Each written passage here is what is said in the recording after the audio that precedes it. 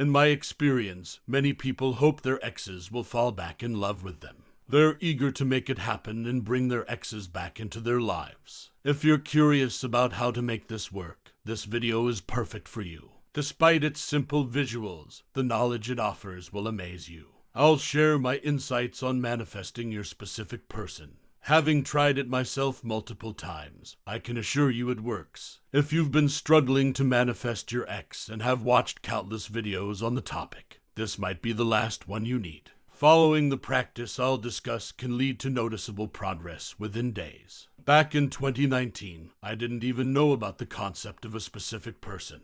It all started with a life-changing incident that left me feeling broken. This event led me to create a negative narrative about myself, which affected my personality. Reflecting on this, I realized a common pattern in how people sabotage their chances with their specific person. Understanding this pattern can make a huge difference in your approach. As I mentioned earlier, certain events occurred that shifted my perspective because I allowed myself to dwell in negativity. Instead of attributing a more positive and uplifting meaning to these incidents, I interpreted them in a disempowering way. This pattern, similar to my own experience, often leads to individuals being ghosted by their specific person. It all begins within oneself. Feelings of unworthiness and inadequacy creep in, causing individuals to doubt their abilities and self-worth. They begin comparing themselves unfavorably to others, leading to feelings of undesirability. These negative emotions give rise to disempowering narratives that take root in the mind. Initially, these thoughts may seem fleeting, mere passing moments of negativity. However, if left unchecked, they have a tendency to grow and fester, gradually shaping one's perception of themselves and the world around them.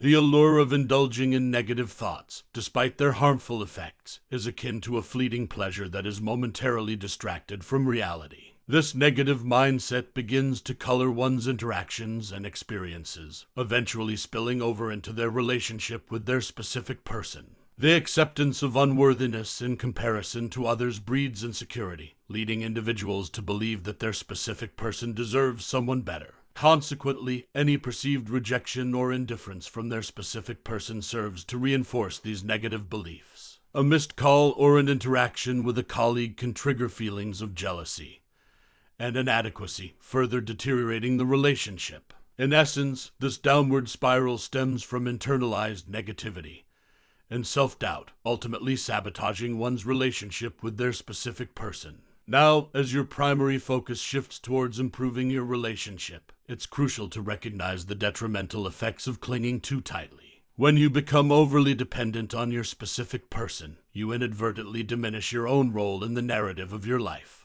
You transition from being the protagonist to a mere supporting character, while your specific person takes center stage. This dynamic emits negative energy that permeates your relationship, exacerbating existing issues and ultimately leading to its demise. Sadly, this pattern is all too common among individuals who undergo a traumatic event and subsequently internalize negative beliefs about themselves, which then manifest in their relationships. I'm not suggesting that a monumental event is necessary to trigger this shift. It could be as subtle as excessive social media consumption leading to unhealthy comparisons, growing up in a tumultuous family environment, or witnessing someone else's extraordinary achievements, which inadvertently diminishes your own sense of capability. If you've been following along thus far, congratulations, you've begun to recognize the pattern. Now, take a step back and observe how it all began. As you reflect and perhaps share your story with others, be mindful not to become emotionally entangled in it. Adopting a third-person perspective allows you to observe without being consumed by the emotions attached, thereby reframing the narrative in a more neutral light. This is the essence of the third eye perspective, detached observation free from the influence of subjective judgments. Now that you've gained insight into the situation, you're on the right track. You'll soon come to realize that the root of the issue lies within yourself, not with any specific person or external factor.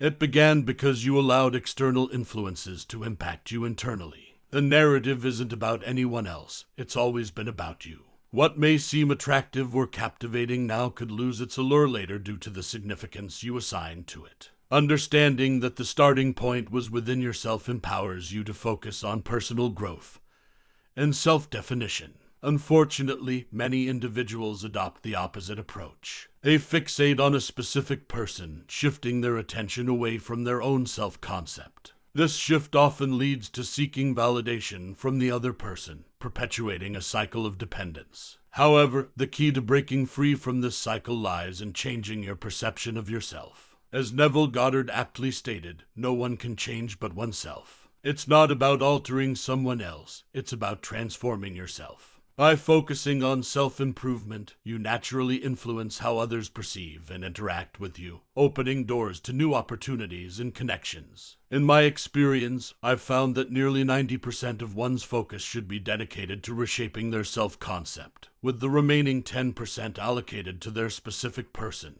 However, it's common for individuals to flip this ratio, placing the majority of their attention on their specific person and neglecting their own self-concept. This skewed focus often leads to temporary manifestations followed by disappointment when the specific person inevitably leaves. This pattern arises from deep-seated insecurities that distort perceptions and assumptions about the specific person. By addressing and transforming your own self-concept, you naturally shift how you view the world and your interactions with others. Therefore, I strongly advise you to rewrite the narrative about yourself. Successfully changing your self-perception will automatically alter assumptions about your specific person. While many YouTubers promote affirmations as a means to transform self-concept, I recommend a balanced approach. For instance, if creating 10 affirmations, focus on at least 7 affirmations centered on your self-concept, and the remaining on your specific person.